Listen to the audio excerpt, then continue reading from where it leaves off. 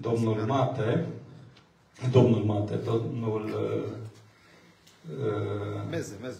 Meze, Daniel din Cluj. Vă rog, faceți prezentarea. Mulțumim mult! Noi o să încercăm să transmitem live și pe Facebook, TikTok, Instagram, ca să meargă mesajul nostru cât mai departe. Poți să aduci aici cărțile? Da. Iată-le, lasă aici. Da, ok. Eu sunt Daniel Meze, am o editură de cărți de dezvoltare personală și autocunoaștere despre înțelepciunea Kabbalah. Avem un stand jos. Super. Este Teodora Dumitru. Merge? Merge. Poți să... Da. 20-20, bun, merge. Teodora Dumitru, psihoterapeut. Integrativ. Am terminat la psihologia la UBB și am făcut o formare în integrativă ca să aduc la oaltă mai multe părți din mine, și anume și partea rațională, și partea emoțională, și partea spirituală, că mi se pare că toate sunt importante ca să ne regăsim pe noi înșine. Și chiar mă bucur că a făcut o introducere Domnul dinaintea noastră și ne-a pus așa într-o stare, pentru că dacă nu o făcea el, o făceam eu. Dar vă simt că sunteți în stare îndată. Da, dacă merge asta, nu mai merge celălalt. Dacă merge microfonul ăsta, văd că nu mai merge celălalt. Da. Ah, gata. Da. Deci. Da, ăsta nu mai merge. Da, cred că nu merg ambele.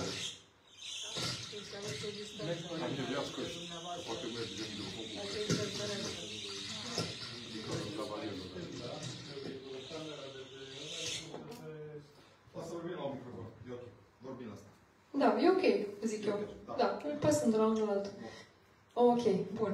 Și vreau să zic că mă bucur că sunteți împământați și că sunteți aici prezenți cu noi. Noi chiar venim de la un atelier unde am explorat foarte mult corpul prin tehnici de yoga alături de Daniel și prin tehnici de dans conștient pe care le-am dat eu. Deci, într-un fel, și noi suntem în energia asta de împământare și de a ne aduce înapoi în corpul nostru. Și, ok, o să las pe Daniel să înceapă o soi de introducere pentru ceea ce o să facem astăzi. De obicei este foarte mult improvizație și ne conectăm foarte mult la ceea ce transmite grupul. Da, deci, în primul rând, vă invit să vă relaxați și să vă destindeți și să fiți pătrunși de ceea ce vom dori noi să vă oferim, și am spus că este foarte important să punem în valoare poezia și cartea.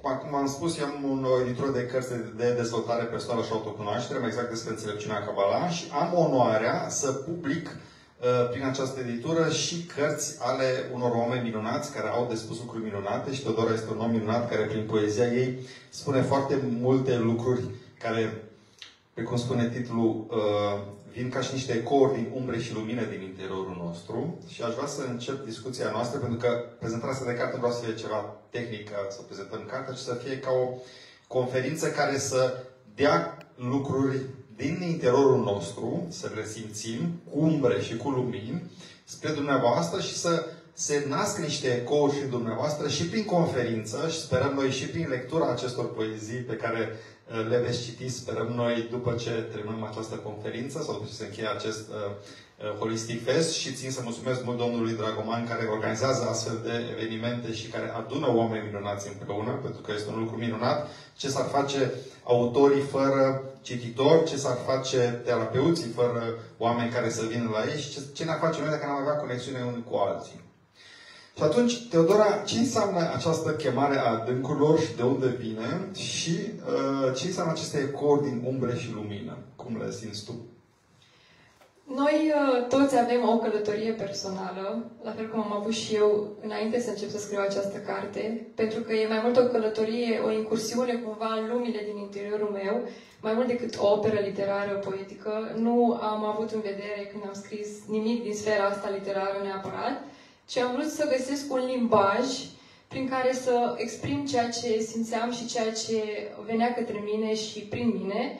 Și mă uit așa la voi cu foarte mare curiozitate și văd în fiecare privire o poveste personală. Și fiecare vine aici cu ceva din spate, cu o călătorie, cu un bagaj mai greu sau mai ușor, cu niște răspunsuri pe care le caută, cu niște problematici pe care și le pune, mai ales că suntem la un festival de spiritualitate. Și atunci, cumva, pentru mine, poezia și dansul, că ele sunt uneltele mele prin care eu am reușit să mă conectez și la gânduri, și la spiritualitatea mea, și la corpul meu, și la emoțiile mele. Astea sunt două unelte pe care le folosesc și în terapia cu clienții. Pentru că mi-a plăcut foarte mult partea asta de terapie prin artă. Și atunci, cumva, noi facem aici un soi de co-creație, adică noi creăm împreună ceea ce se întâmplă aici. Nu doar noi creăm și voi primiți, și voi creați, noi primim și facem acest schimb. Și mă uit la voi și văd foarte multă curiozitate și eu simt curiozitate în momentul de față. Și chemarea asta a adâncurilor, ecouri din umbre și lumină, adâncurile sunt stările alea în care intrăm când avem un moment de pauză, un moment în care putem să fim deasupra cotidianului, deasupra lucrurilor pe care le avem de făcut, deasupra concepțiilor despre noi înșine, deasupra credințelor limitative care ni s-au dat din exterior, deasupra a tot ceea ce ne-am învățat să fim. Pentru că de când ne naștem, încep pretențiile pe care le are viața de la noi. Să performăm într-un fel anume, să ne comportăm într-un fel anume, să avem un anumit soi de educație în funcție de cultura în care ne-am născut, pentru că fiecare soi de educație diferit în funcție de cultura în care ne naștem. Noi avem impresia că tot ceea ce primim aici e normal. Dar dacă am fi fost născuți în altă parte, ăla ar fi fost normalul. Normalul nu prea există. Și atunci, în momentul în care ne ridicăm deasupra normalității, intrăm în ceea ce eu numesc natural. Și intrăm în niște stări naturale pe care fiecare dintre noi le poate accesa, în momentul în care se conectează cu acest adânc din interior. Și toți simțim chemarea, asta e clar. Că dacă nu era chemarea adâncului, noi nu eram astăzi aici. Deci cineva, la un moment dat, ceva din tine te-a chemat. Și acum, ecourile sunt modul în care tu îi răspunzi. Și uneori ne cheamă din umbră, uneori ne cheamă din lumină, uneori ne cheamă din suferință, uneori ne cheamă din bucurie, din recunoștință, din oameni dragi. E această valență constantă între a simți umbră și a simți lumină. Și noi facem acest dans în fiecare zi. Trecem de la o stare de umbră la una de lumină, de la una de lumină înapoi la una de umbră. Dar nu vreau să simt umbra. Adică de ce ar trebui să mă prietenesc cu ea? Eu vreau să simt doar lumina, doar binele. Cred că sunt două fațete ale aceleiași monezi foarte importante și atâta timp cât noi trăim într-o sferă de polaritate emoțională. Ceea ce înseamnă că noi simțim și pe minus și pe plus. Și e foarte necesar, pentru că ne uităm în spate la alți creatori, la alți artiști. Cât de mult s-a creat din sfera de umbră. Pentru că în momentul în care accesezi umbra și o șlefuiești și alchimizezi umbra, este ceea ce se numește unicitatea artei. Ceea ce nimeni n-a mai scos. Pentru că să vă zic o chestie. Nimeni nu suferă ca voi. Nimeni nu are un moment de umbră ca voi. Fiecare persoană din sala asta are un moment de umbră, de suferință, de durere, în modul lui unic și irepetabil. Și din aia se poate naște la fel ceva unic și irepetabil. Deci, ideea pe care eu o am remarcat-o și o susțin este să nu doar să căutăm lumina, ci și să avem curajul să ne punem rădăcini profunde în sol, ca un copac, în umbra solului unde e întuneric, ca să putem să avem crengi foarte înalte și luminoase. Tu vorbești foarte bine și extraordinar. Vreau să te întreb, dă-te puterea asta să vorbești, să intri în flow-ul ăsta și să expui toate lucrurile astea.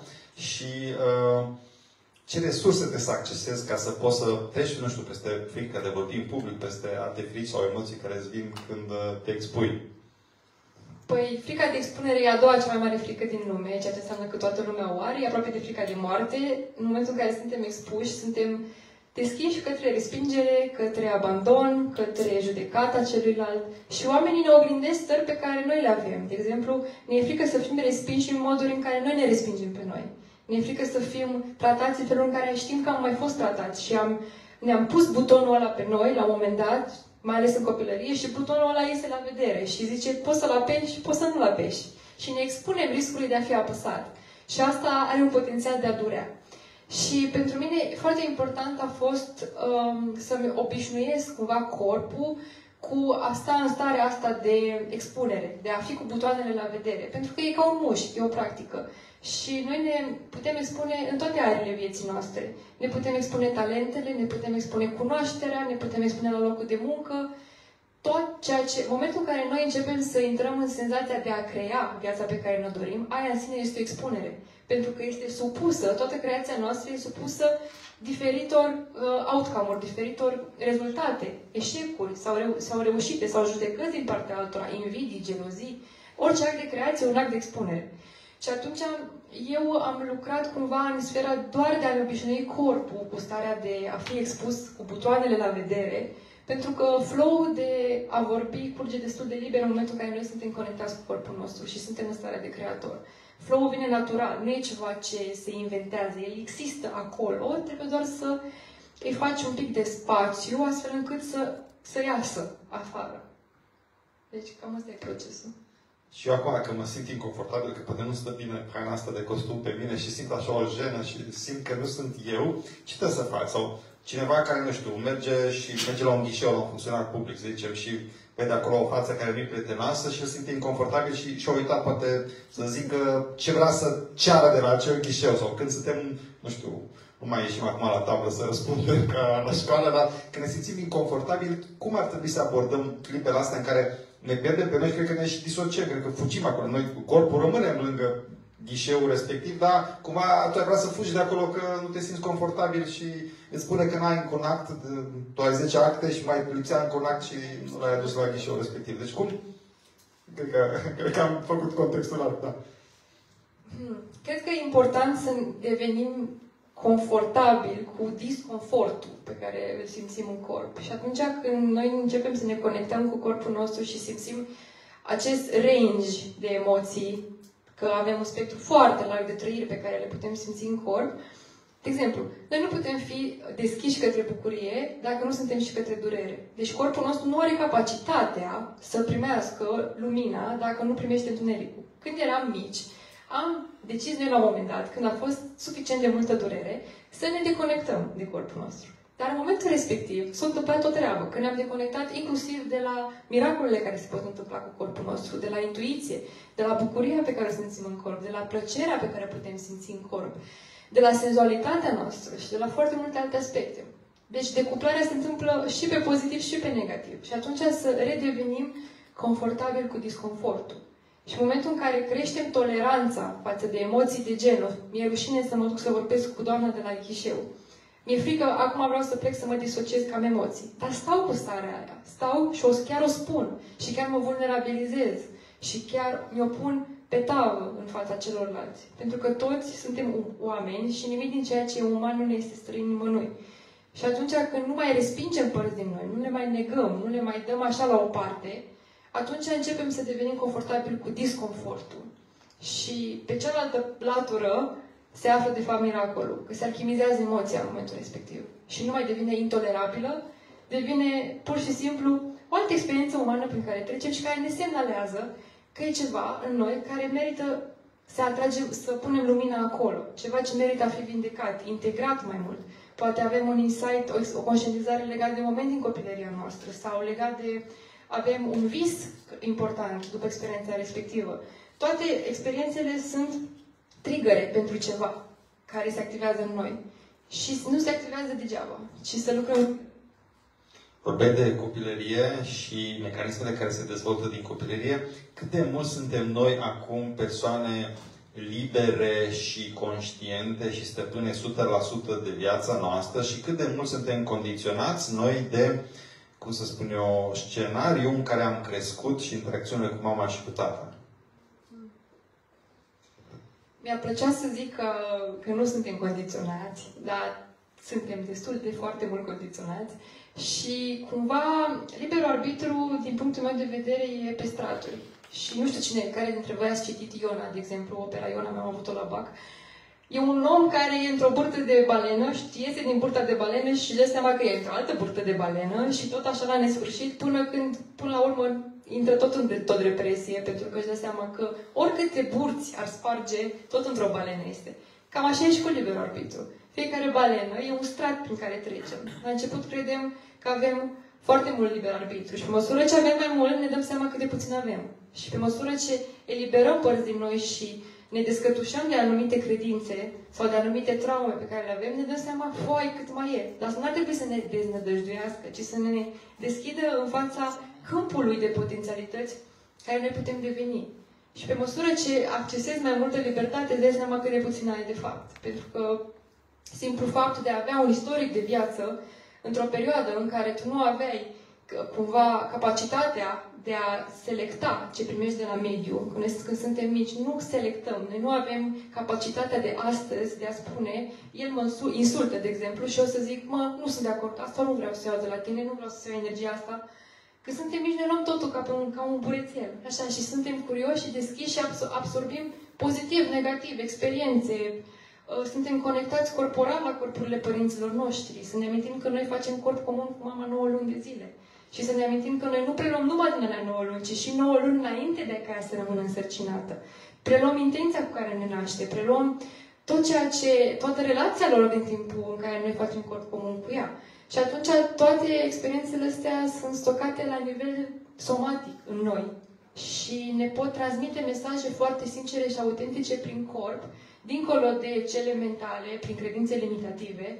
Avem semnalele corpului care ne spun unde e presiune, unde e durere, de ce nu sunt flexibil în corp, de ce mă plec și mă doare în stânga și nu în dreapta. Toate lucrurile astea. Și atunci noi suntem, până când începem să spargem burțile balenei, suntem supuși destul de foarte mult să repetăm un tipar. Un tipar care nu vine doar de la părinții noștri, ci vine transgenerațional cu multe generații înaintea noastră. Și la un moment dat, responsabilitatea pică pe cineva să vadă și să aibă curaj să vadă foarte multă umbră care a venit transgenerațional de acolo. Pentru că dacă părinții noștri sau bunicii noștri nu au avut curajul sau deschiderea să vadă umbra respectivă, se acumulează și e ca un bulgăre de zăpadă care vine către tine. Și cred că fiecare primește la un moment dat chemarea dacă ai curaj să faci munca sau nu. Și fiecare alege. Deci pe umerii mei stau și părinții, și bunicii, și străbunicii. Și dacă, nu știu, străbunicul a zis, domne, asta cu banii nu e o chestie importantă, ci sărac și cinstit e mai bine. Poate bunicul, când a vrut să dezvolte și el o afacere, au venit comuniștii, au luat afacerea și n-a avut o relație cu banii. Și eu, părinții mei, poate și ei n-au avut, tata n-a avut o relație bună cu banii, că a fost angajat în uzina făcută de Ceaușescu 30 de ani și eu mă trezesc că vreau să vând o carte la târgu de carte și mi-e rușine să cer bani pe o carte și nu știu să fac o vânzare și n-am o relație cu banii. Și cumva poate eu schemat acum să rezolv 3, 4, 5 generații în spate care n-au avut o relație cu banii. În loc de bani putem pune dragoste, sex, nu știu, cunoaștere, citit, alte lucruri. Și poate noi suntem chemați acum să rezolvăm transgenerațional multe alte, cum să spunem, legături, stringuri care ne leagă și poate nu suntem conștienți de ele. Și cumva când tu lucrezi foarte mult cu corpul, cumva să simți și în corpul nostru ce nu ne lasă. Nu știu, umerii, abdomenul, gâtul, spatele, ceea ce ne covoaie sau ne pune o presiune pe noi. Bun, tu ești psihoterapeut, ai făcut 3 ani de zile facultate la Babeș-Bolyai, la Cluj, încă 2 ani de zile master, încă 2 ani de zile formare în psihologie integrativă. Lucrezi în ateliere cu oameni și lucrezi și 1 la 1. Cât de important este să facă cineva un pas înspre a zice, da, ok, vreau o discuție, o consiliere cu cineva care a studiat și care știe, sau să vină la un atelier, să lucreze cu el. Cât de important e asta și cum poate să-i schimbe viața? Păi, uite, de exemplu, la ateliere, mă surprinde și mă bucură foarte mult chestia asta că femeile simt chemarea asta în corp de a se readuce în corpul lor și de a-și accesa partea feminină, senzuală și orice alte capacități de a simți ne mai duce corpul. Și observ asta la ele foarte mult. Ele pur și simplu văd o reclamă cu ce facem noi și zic, pur și simplu am vrut să vin. Și e insight-ul ăsta, intuiția asta, care sunt sigură că dacă ești femeie ai simțit-o, cel puțin o dată în viața ta. Că trebuie să fii acolo, nu contează de ce, trebuie să duci acolo să experimentezi treaba aia. Și aș zice că în sfera asta unde se lucrează mult cu corpul, este multă intuiție și ca oamenii e important să-și asculte foarte mult intuiție. Pentru că eu, de exemplu, când am început să dansez, să lucrez cu corpul, ceea ce nu a fost chiar dintotdeauna, a fost de la un punct încolo, totul a venit total atipic de cum aș fi făcut în mod normal. Pentru că în mod normal eu nu dansam. Pentru mine era contraintuitiv să dansez. Pentru mine era ciudat, era mă simțeam judecată, simțeam că am foarte multe blocaje în corp care nu mă lasă să mă mișc, simțeam că eu sunt ultima persoană de pe planeta asta care a trebuit vreodată să danseze. Nu mi se cuvine cumva, dar dansul și arta și creația în general li se cuvine tuturor. Dansul nu e doar o coreografie de salsa. Dansul noi suntem făcuți să dansăm. Noi suntem făcuți să ne liberăm prin dans. Este ancestral înscris cumva în noi. Nu știu să zic cum și când. Dar cert este că observ asta la doamnele care vin și la domnișoarele care vin, că îmi zic că așteptau momentul ăsta, ca și cum așteptau să le dea cineva dreptul de a dansa. Să le zică, să le aducă aminte, că despre asta e vorba. Când noi nu prea învățăm lucruri, când vine vorba de corp, și ne aducem aminte și ne reîntoarcem înapoi și dăm la o parte ceea ce nu ne mai servește. Toate straturile de minciuni care ni s-au spus, straturile care nu le mai servesc, straturile care la un moment dat au fost mecanisme de coping cu viața, de a ne proteja de viață când ne-a durut, și le dăm așa cu ciocănelul și vedem ce se află în spatele lor. Și de obicei, când cineva vine la terapie, fie că e individuală, fie că e de grup sau așa, ceva în el clar simte o chemare din adâncuri sau așa, o chemare spre mai mult. Spre ori ceva care supără de obicei, sunt vreo 2-3 ipostaze în care de obicei oamenii caută un ghid, ori doare ceva, clar, și mă doare o despărțire. Ok, caut pe cineva, mă doare prea tare, mă doare un trecut traumatic, mă doare că nu înțeleg viața, că n-are sens, că nu găsesc scopul. Ori vin dintr-o dorință de mai mult, deci nu să depășească neapărat un obstacol, ci vor mai mult de la viață. Își dau seama că viața e un câmp așa infinit de posibilități și au nevoie de cineva care să le deschidă perspectiva și să-i susțină în proces.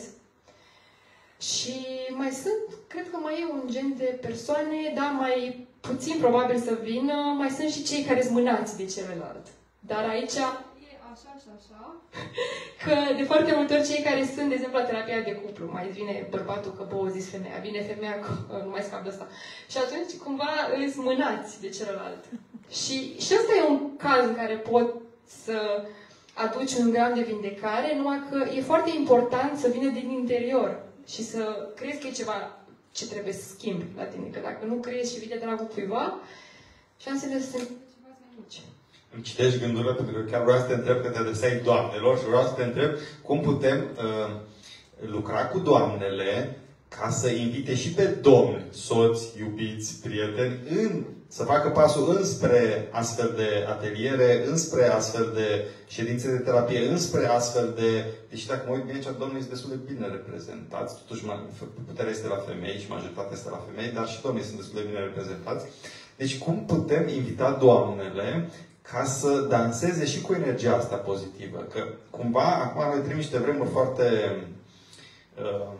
așa, un balans în care doamnele devin poate mai masculine și poate domnii devin un pic mai feminini și parcă mai știm cine e bărbat și cine e femeie și care e energia noastră, așa. Deci cum putem doamnele să lucrăm cu doamne, pentru că mă adresez ție și doamnelor, așa, care sunt majoritate aici, majoritare, să ia și această energie masculină să danseze, dar într-un mod armonios. Nu ele să devină bărbat, dar cumva să devină prietene și partenere cu această energie masculină. Eu pun întrebări, dar zic și afirmații. Da. După ce o să răspund, aș vrea să te întreb din perspectiva ta, de exemplu, de domn, că tot m-ai întrebat, de ce ai merge și de ce nu ai merge la un atelier de genul ăsta, sau de ce ai merge sau nu ai merge la terapie în general. A zice că cumva citeam zilele trecute și mi-a rămas cumva impregnat pe suflet și pentru asta o să și dau o voce. Bărbații masculinul, hai să nu vorbim despre bărbați și femei, vorbim despre masculin și feminin, că toți avem de toate. Masculinul este cel care oferă direcția, femininul e cel care aprofundează acea direcție. Cu alte cuvinte, masculinul e ăla cu punctele cardinale care se duce, care este săgeată, care știe ținta și cum îi spune, țintește la ea. Și femininul e cel care zice, se poate și mai mult, du-te și mai în profunzime. Se poate descoperi o și mai mare complexitate aici. Sunt și alte fațete ale problemei. Poți privi problema asta din și mai multe perspective. Poți să dai la ținta asta nu doar cu o mână, dar și cu două mâini. E cea care aduce complexitate la direcție. Și atunci bărbații, având chestia asta de direcție, ei stau și se întreabă, dar de ce să mă duc eu să mă leg atâta la cap cu emoțiile astea, cu profunzimea emoțională, cu corpul, cu... Că lucrurile simple pentru mine și îmi doresc să rămân simple. Că eu am direcția mea, eu dau de la A la B și asta e tot. Și riscă un astfel de atelier, între ghilimele, riscă să-i scoată din zona asta de confort și să-i ducă să vadă un potențial mai mare la tot ceea ce îi făceau până acum. Îi duce într-o sferă care probabil să provoace multă frică din partea lor. Și mai ales am observat asta, că bărbații care nu sunt în contact cu energia feminină din ei, le este frică de energia feminină a femeilor. Și atunci e normal că ei când sunt, dacă vine 1, 2 și mai sunt 8 femei, se uită la femei și le este frică de ele, pentru că ei înșiși nu sunt în contact cu feminitatea lor. Și acum, să fim sinceri, lucru cu corpul, cu intuiția, cu emoțiile, este o trăsătură preponderent feminină. Și atunci, by default, cumva, universal vorbind, e normal să fie mai atrase femeile, dar este un potențial, cred eu, foarte mare și pentru bărbați, atât pentru a-și vedea energia feminină din ei și conexiunea lor pe care o pot face ei cu corpul, pentru că e un potențial de energie feminină foarte mare în zilele noastre și la bărbați, dar mă refer la aia bună, nu la aia rea. Și este la fel o ocazie pentru ei să se întâlnească ei între ei într-un alt cadru decât au fost obișnuiți până acum. Adică în loc de fotbal, să se întâlnească într-un cadru de blândețe, de acceptare, ei între ei, ca și bărbați. Și nu mai zic ce frumos este dansul și masculin, că chiar am făcut un work la un moment dat în care am invitat doar cupluri și deci, a fost senzațional să mă uit cum interacționează corpurile lor, energia dintre ei, cum se completa energia. Mă uitam cum și femeile și bărbații aveau energie feminină și masculină și jonglau cu ele. A fost fantastic. Aș vrea să întreb pe tine cum relaționezi tu cu ideea asta de corp, de artă, de simțire în general. Da, trebuie să recunosc că o să mănânc această bijuterie din care te invit să scoți o nestemată, să ne o prezinți. Trebuie să recunosc că în interacțiunea și în relația cu tine am descoperit foarte mult de latura emoțională de mine, de care nu eram conștient. Și vă invit pe toți să faceți acest pas, deși presupune foarte mult curaj, de a intra într-o relație cu cineva și de a te vedea prin celălalt. Pentru că celălalt îți va apăsa și clapele de care tu ai nevoie. Și cumva eu am intrat în contact cu o zonă intimă a mea emoțională de care nu eram conștient sau eram în adormire cumva și m-ai îmbogățit cu această latură pe care ai trezit-o în mine. Și cred că noi toți putem face asta. Și gândiți-vă dacă aveți frici de a intra într-o relație. Gândiți-vă dacă nu aveți o relație. Gândiți-vă dacă aveți o relație și poate nu e funcțională. Gândiți-vă dacă vă doriți o relație sau analizați-vă relația pe care o aveți. Cu iubitul, cu iubita, cu soțul, cu soția, cu mama, cu tata, cu copiii, cu prietenii apropiați. Pentru că acele relații vă vor da o imagine a cu ce trebuie să lucrați, cu ceea ce se va naște voi sau relația în sine vă va naște la un nivel. Și o să concluzionăm aici că suntem la fără 5 și o să o invit pe Teodora să nască o poezie frumoasă înspre dumneavoastră și după aceea vă așteptăm la standul nostru jos cu cărți, la sesiuni 1 la 1 cu Teodora, la sesiuni 1 la 1 cu cărțile noastre despre înțelepciunea Kabbalah și să relaționăm mai armonios și mai dezarmonios. Că am avut și clinciuri acolo la stand și e bine să simțim că trăim și pozitiv și negativ și lumini și umbre. Și hai să ne iluminăm cu o poezie pentru final. Da, și nu uitați că avem și acolo un set de flyere pe care le puteți lua pe gratis, să mă urmăriți pe social media, să vedeți ce mai fac, pe unde mai merg, ce mai vorbesc. Și aș vrea să citesc o poezie care se numește Transpunere și care cred că se potrivește cu energia care s-a creat astăzi. Îmi dansez prezentul când mă întâlnesc în oglindă, dorința-mi fură momentul, când mă opresc, rămâne timidă. Mă simt într-o poezie, îmi transcriu oceanul pe fugă, renunț la concluzie, cuvintele nu pot să-mi ajungă. Cât poate o foaie să mă conțină, sau un dans să mă redea, când inima mea e continuă, mă strigă la fiecare gură de cafea. Vă mulțumesc pentru prezență.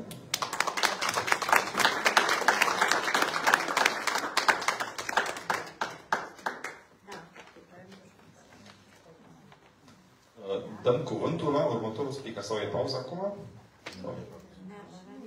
Nu, următorul speaker. Da.